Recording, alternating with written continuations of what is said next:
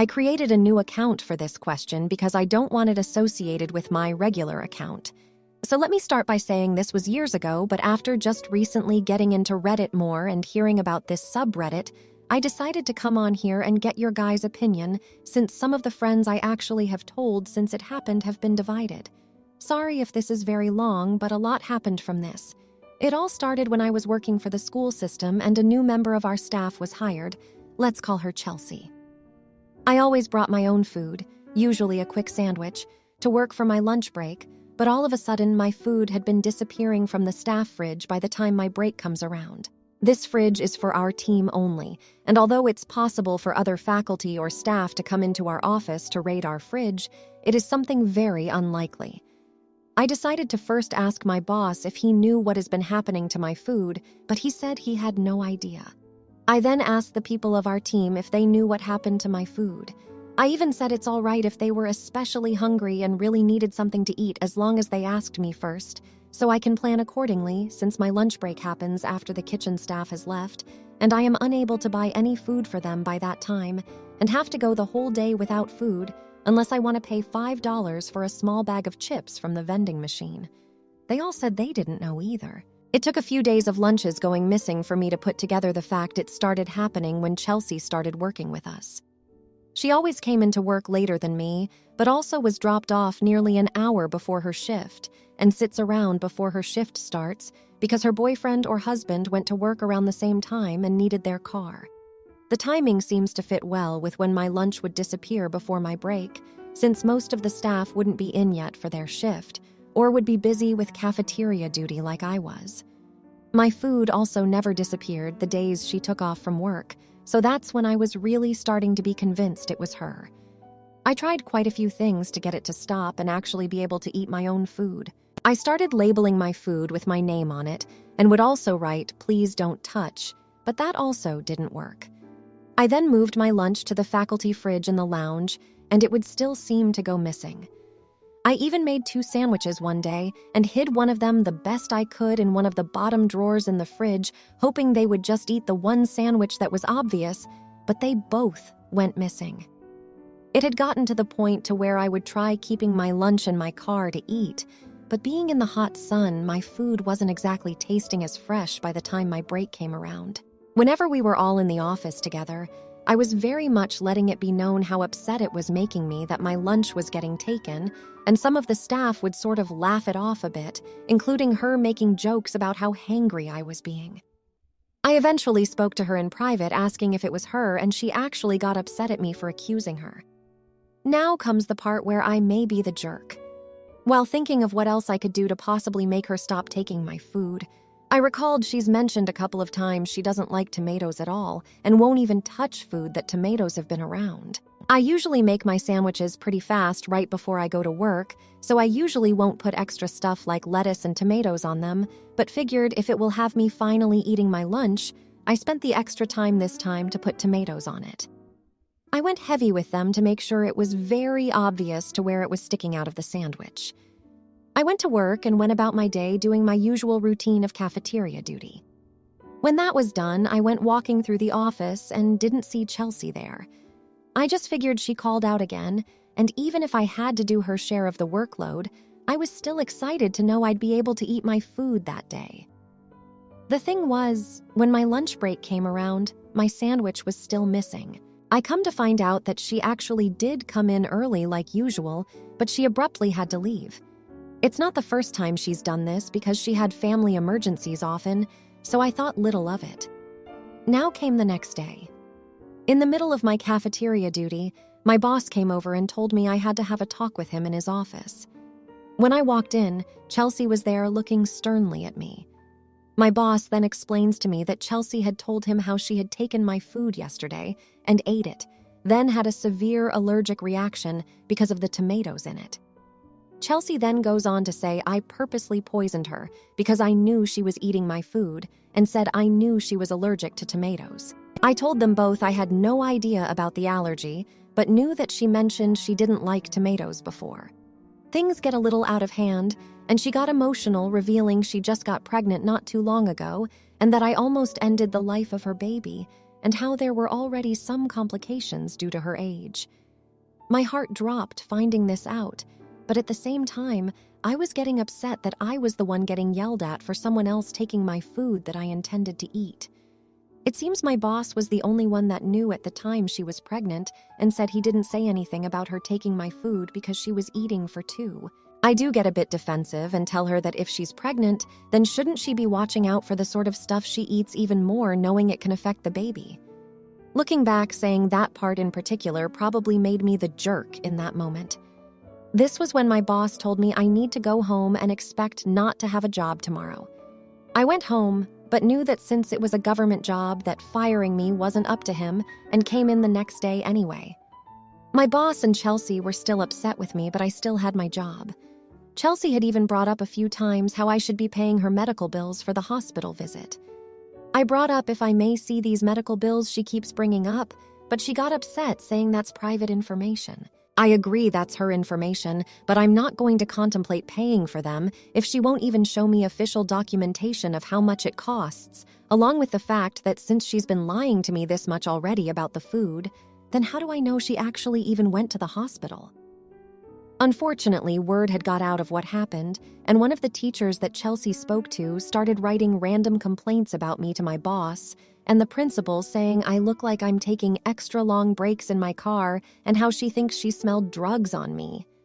Yes, I was starting to take my breaks in my car since that's where I kept my food from then on, but wasn't taking more than my half hour. They eventually gave me a drug test, and everything came up negative, so they still couldn't do anything on that front, but I still got written up for what she said about the breaks, even though there wasn't any proof. Luckily, for my own sanity, I got a job elsewhere. I've brought up this story to a few friends and have had them going both ways on the matter. One friend in particular said I'm actually lucky I'm not in prison for 2 counts of attempted unalive for my coworker and her baby, even though I explained it was never my intention to harm anyone. She's also a mother, so I can see where she's coming from, even though I don't exactly agree with it. My other friends have said no, it's not my fault, and it was my food that she chose to take and put herself and her baby in danger eating something she shouldn't have. So what do you all think? Am I the jerk and responsible for what happened to my coworker? Now, for a few comments before the update. Comment 1. The audacity of Chelsea and your boss is incredible. The fact that she can admit to stealing your lunch every single day and eating it, but yet you get called to the office and almost fired because your lunch that she took and ate had tomatoes in it? Did she not see the tomatoes in there? I'm so confused, but obviously not the idiot, and Chelsea is responsible for her own damn hospital bills. She almost ended the life of her baby, not you. Maybe that will breach her to stop eating other people's lunches. How does she not think that maybe you didn't wash your hands or that you have cats jumping on your counters? I would never eat someone's lunch. Comment 2. Not the idiot, but Chelsea, your boss, and anyone siding with them on this nonsense certainly are. She was actively stealing your lunch on the daily. Your boss not only knew but helped cover it up and even justified it. Her being pregnant, as well as having allergies, was her problem. Her not seeing the tomatoes on the sandwich she was stealing? Also a her problem. Trying to shake you down to cover alleged medical bills and trying to get you fired. Completely insane. Being pregnant doesn't excuse any of this entitled behavior. Comment 3. Not the idiot. She was repeatedly stealing your food. B, you tried different ways to make it stop. C, you didn't know she was allergic. D, how the frick didn't she notice the tomatoes? A, yes, as a pregnant woman, she should be watching out what she eats, especially with animal products. And on top of that, she tried to get you fired? Frick her. BTW, most studies show that allergies don't affect the baby, so don't sweat over it. Now, for the update. Since leaving my previous job, my life has taken a horrifying turn. The stress of the situation had been building in my previous workplace, but I didn't expect it to follow me into my new job. Unfortunately, it did. Chelsea, the woman whose lunch theft had driven me from my old job, turned out to have friends in high places. One of her closest friends, a woman named Heather, was the principal at the school where I had just been hired. Heather, having heard Chelsea's twisted version of the lunch theft incident, decided to make my life a living hell. She started subtly, giving me the worst classes, the most difficult schedules, and saddling me with extra responsibilities without any additional compensation. The constant pressure began to affect both my physical and mental health. I was losing sleep, my appetite, and my sanity. The bullying didn't stop at work. Heather started spreading rumors about me in our small community. She claimed that I had purposely poisoned Chelsea at our previous job and that I was a danger to the students. Parents started asking for their children to be moved from my class. The school board began an investigation. Heather didn't stop there. She posted a long, defamatory rant about me on the local community Facebook page. She called me a menace, a thief, and a poisoner. She called for me to be fired and even arrested. The post quickly gained traction, and I began receiving hate mail and threatening phone calls. The worst part came when Chelsea, still holding a grudge, decided to join the crusade against me. She began a GoFundMe campaign, claiming she needed money to pay for the ongoing medical treatment caused by my poisoning. She raised thousands of dollars and received an outpouring of support from the community. I'm at a loss for what to do next. I've contacted a lawyer to see if I have any legal recourse, but in the meantime, I'm out of a job and have become a pariah in my own town. I'm considering moving, but I'm not sure if starting over in a new place would help. I feel like I'm stuck in a nightmare and can't wake up. Now, for the comments. 1. Not the idiot. This sounds like a classic case of workplace bullying and harassment. It's not your fault that Heather and Chelsea decided to make you the target of their malicious actions. Their behavior is not only unprofessional but also likely illegal, especially considering they're spreading defamatory rumors about you. I'd suggest gathering as much evidence as you can and consult with an attorney about possible legal action. 2. Not the idiot at all. You're being scapegoated for something you didn't do, and it sounds like you're dealing with a toxic work environment. Moving may be a good option for you, as it seems like the situation is severely affecting your mental health, and the community you're currently in isn't offering you any support. Being able to start fresh in a new place might be the best for you right now. 3. Definitely not the idiot. This is defamation of character, and it's affecting your livelihood. You're being persecuted based on lies. I'm sorry you're going through this. It may be worth contacting your local news outlet or a journalist to share your side of the story. Public opinion can influence a lot, and it might help to have the truth out there. Now for the next story. Leah, 17-year-old female, and I, 16-year-old male, have always celebrated our birthdays together ever since we were kids. 2 months ago, the two of us went to a planetarium to celebrate her 17th birthday, along with one of her friends, 17-year-old female, from her karate dojo. My 17th birthday is this weekend. Yesterday, though, my dad asked me to go on a golfing trip with him. He and Mom are on good terms despite the divorce, so even though this weekend is my mom's weekend, she still said she's okay with me going with him. I thought it sounded cool. Dad also wants to introduce me to his friend's daughter, 16-year-old female. I know he will persist since he has already tried to set me up with another friend's daughter before, so I figured I'll go with him, pick up some golf, and most likely have some really awkward conversations with the girl, which will convince him that setting me up is futile. When Leah found out I was thinking of going on the trip, she was angry at me for ditching her like that. She said I could just wait another couple of weeks and go on a golfing trip later instead, accusing me of probably going just to meet that girl. Then she punched me in the gut before walking off. It hurts, but did I deserve it?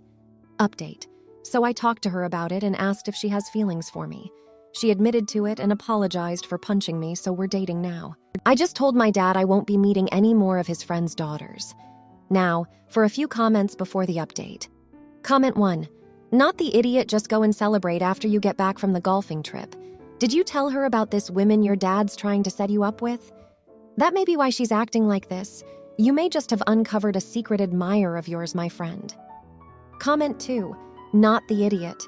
Your friend is entitled because why the hell is she more important than your dad? Leah obviously likes you. You should set clear boundaries. If you don't have feelings for her, she will be a problem in your future relationships. Comment 3. Reads the title, No Idiots Here. Not the idiot. Reads post still not the idiot, but your friend might need to reconsider her own feelings here. Now, for the update. Over the last month, a lot has changed in ways I never thought possible. Leah and I have been dating and it's been great, but we've also had our share of problems. She's been increasingly possessive and jealous. Every time I so much as mention another girl's name, she gets upset. Last week it got worse. She went through my phone while I was asleep and saw a text message from my cousin. It was just a happy birthday wish, but Leah thought it was another girl I was seeing behind her back. She woke me up by throwing the phone at me, yelling about how I was cheating on her. When I tried to explain, she didn't believe me. She was convinced there was something going on.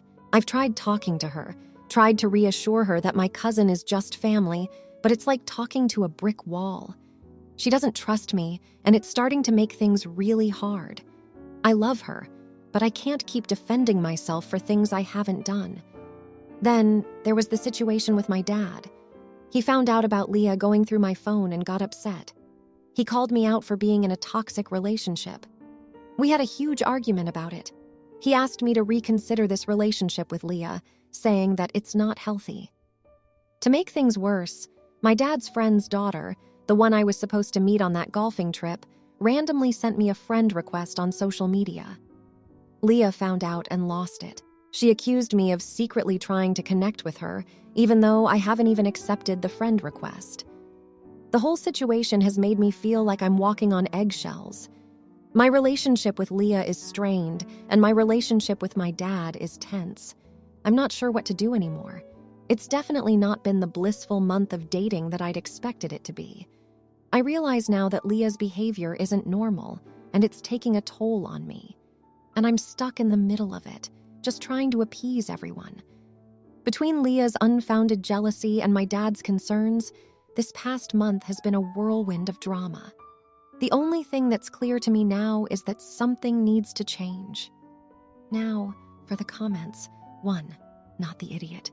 It's clear Leah has some trust issues she needs to work on. Accusing you of cheating because of a text from a relative is a massive red flag. It's also not okay for her to invade your privacy by going through your phone. She needs to understand that trust is a fundamental part of any healthy relationship. 2. Not the idiot, but tread carefully. Leah's behavior is indicative of extreme possessiveness and could potentially escalate into more harmful behavior. It's important for you to set boundaries and let her know that her actions are not acceptable. If she continues to disregard your feelings and privacy, it might be time to reconsider the relationship. 3. Not the idiot.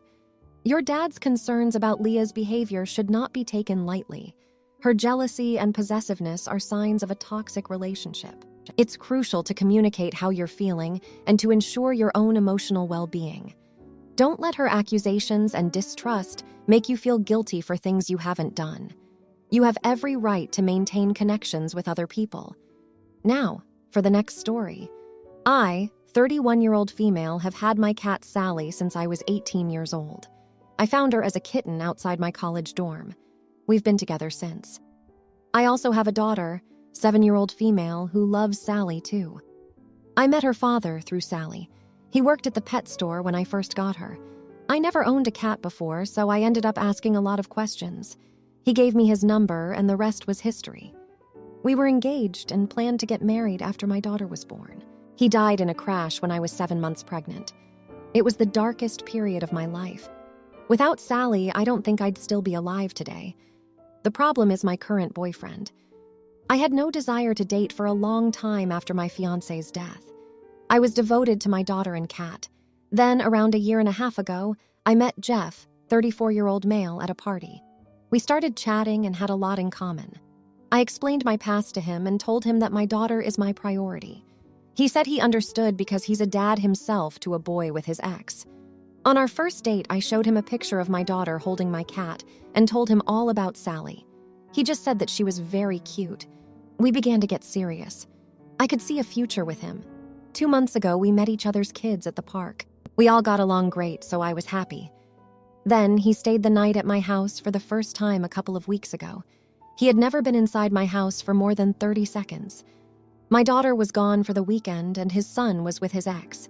He suggested that we have a relaxing weekend to ourselves, and he came to my house. Within half an hour of him being there, he was sick. His face was red and leaky. He had a bad rash and some trouble breathing. He then told me he's been severely allergic to cats since he was a kid. We left to go to his house. I asked why he hadn't told me about his allergy before. He said he hadn't been around cats for a while and was hoping his allergy had faded over the years. He said he'd still like to stay at my house sometime. I questioned how we'd do that with Sally. Immediately, he said, "Just have your mom take it or drop it off at the shelter." I told him that I would never get rid of Sally. He was hurt that I'd choose just some cat over his comfort in my home. Plus, my mom loves Sally, so I'd still be able to see her if she stayed at her house. The argument escalated. He was mad and made a weird comment about how I keep my cat only because of my dead fiancé, that I'm having an emotional affair with some dead guy. He said that Sally is old and will die soon anyways, so it doesn't matter. She's still very healthy. He'd been so kind and understanding before. I was caught off guard and hurt. I broke up with him. My mom got upset how I had ruined everything.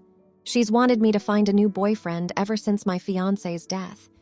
My friends have been saying I shouldn't have ended things over this and made a compromise with him. The negative feedback has made me wonder if I was too harsh. Am I the idiot? Now, for a few comments before the update. Comment 1. Just have your mom take it or drop it off at the shelter. Not her, not Sally. He called her it. This is more than just allergies. He doesn't like animals, pets, and probably isn't going to be very nice to other people's pets either. Would you be happy never having pets as long as you stay with this guy? He was hurt that I'd choose just some cat over his comfort in my home. It's not just some cat.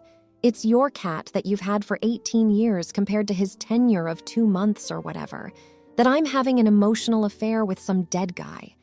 And that's the nail. He'll always feel like he's competing with your deceased fiancé. Right now he's blaming the cat. Later it'll be your daughter.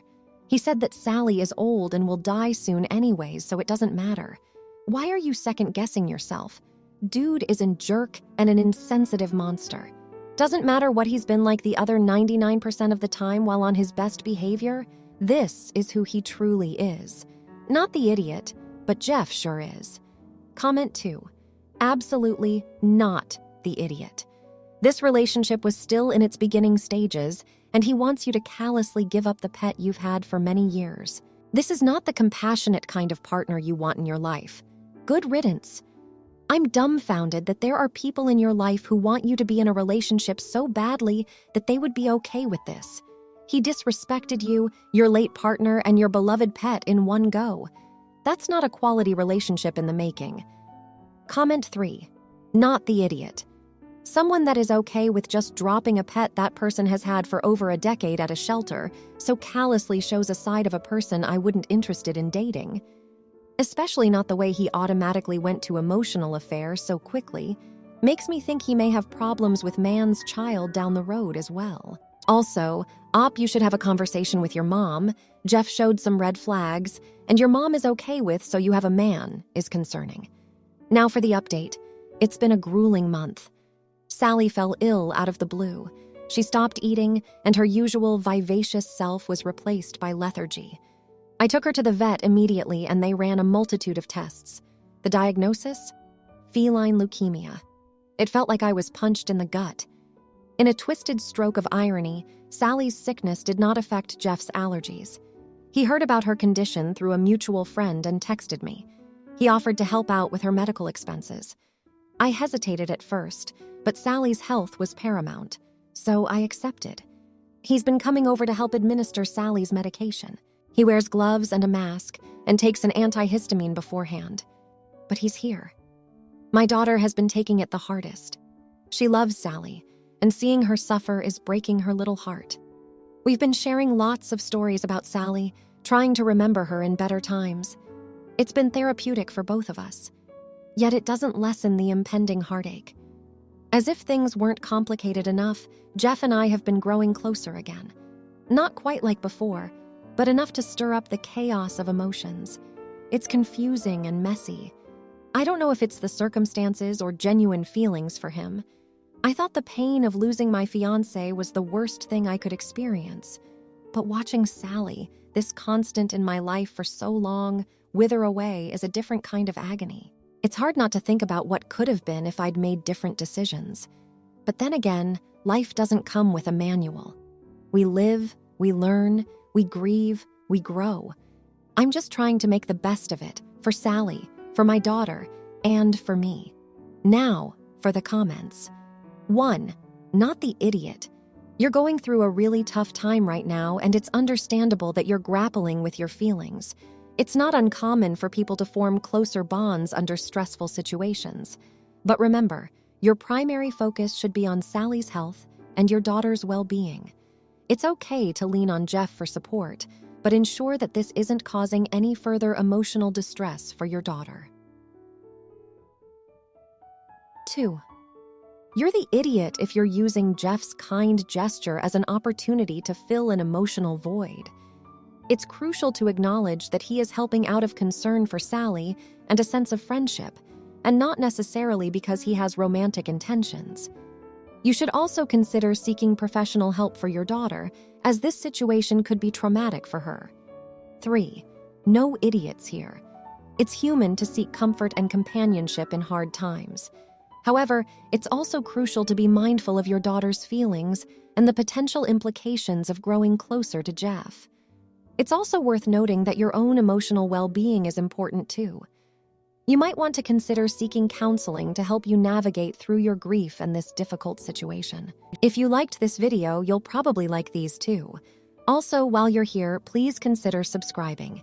It's your support that keeps this channel alive and allows me to make better and longer videos.